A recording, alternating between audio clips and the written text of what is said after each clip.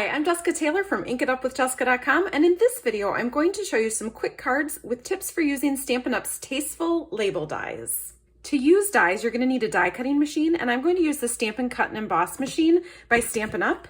It folds up really nice, and then the pieces just fold out so that you can run your dies right through here. When you're setting up your sandwich, you want to just go 1, 2, 3 for your dies, then put your paper down.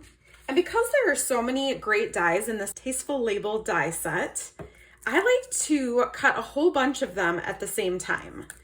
Because if you use clear stamps, you'll be able to easily stamp, in the center the way that you want it to, nicely. The Tasteful label dies will all fit perfectly on a half sheet of cardstock. This is 5.5 by 8.5. And so you can cut them out all at once so that you have some great labels to use on your cards. So I'm just going to make sure I have all of these covered up with another number 3 plate and run this through. Another great thing about these dies is that they not only cut out the shape, but they also add some stitching around some of the pieces, which is a great detail. And I'm not sure how well you can see this on the video, but some of them, it embosses a line around. So it doesn't do stitching, but it embosses a line, which just adds a little extra detail. I'm going to run all the dies through again to cut out some Misty Moonlight cardstock so you can see how they layer nicely together. I would recommend doing this with any die sets that you have so you can see the sizes and play with them a little bit. See what you can layer on top of each other for a nice look. Those would layer nicely together.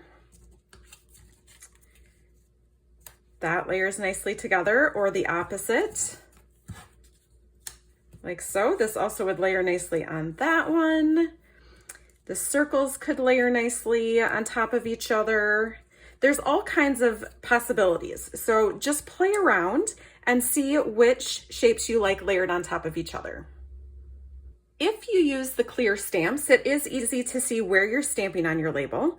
So you can just ink up your stamp. I'm using Misty Moonlight so that I can layer these again. And then I'll just stamp in the middle. I like to use my silicone mat because it kind of keeps my label in place more. If I use paper underneath here, it will slide around sometimes. So there I have my greeting stamped. You'll see on this card that I actually layered this on just a strip of 1/2-inch cardstock. I have a ton of these pieces in all different colors because I often cut my cardstock to 4 inches by 5.25 inches to layer nicely on my card front. And so I am left with a lot of these pieces, which work really well as a strip behind your label greeting. This one I did add some texture to, but you can also leave them just plain. I also like to pop my greetings up on Stampin' Dimensionals. If you are stamping with red rubber stamp images, I do find it easier to stamp your image first and then center your die around your stamped image.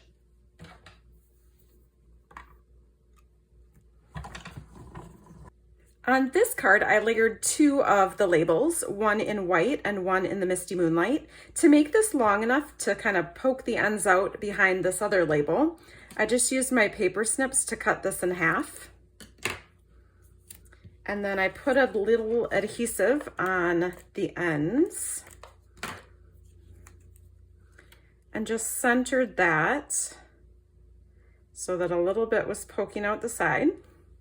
And then you'll do the same thing on the other side. I did find it helpful to do this on grid paper so that I could make sure that my banner was lined up this way. But it's as easy as that. And then I just put Stampin' Dimensionals on the back of all of this to pop it up on my card. And for my third card, I took this kind of circle that has little points on the end. Maybe a badge, would you call it? And then it also has this great detail around it. And I just used my layering circle dies. You could also use circle punches if you have them. And I just hold it over to see which circle die or circle punch is the next bigger size. So I would cut out my Misty Moonlight cardstock with this circle and then layer them together. Finally, if you want to make cards like these, I used 3x4-inch pieces for each one of these cards from the hand pen designer series paper from Stampin' Up. And cutting these 3x4 pieces from a 12x12 piece of pattern paper is one of my favorite techniques for making quick cards. I have another video that shows you how to cut your paper and layer your pieces, so I'll go ahead and put that link here. I hope that you got some great tips from this video on layering your dies and even your punches, and that you'll give it a try and make a card. Happy stamping!